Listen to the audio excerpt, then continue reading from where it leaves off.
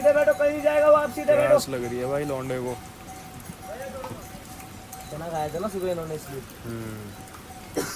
क्या नाम है इसका? शेरा। शेरा है भाई ये। इसका नाम है बिल्लो। और ये अपनी बिल्लो के पीछे पीछे ही चलता है, कहीं नहीं जाएगा उसके बिना।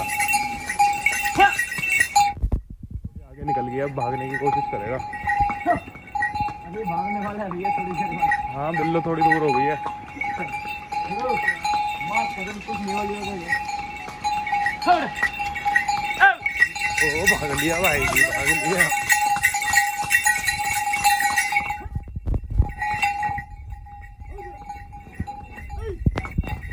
इनकी भी आज जानवरों में भी बिल्लो के साथ ही चलेगा जहाँ भी चलेगा।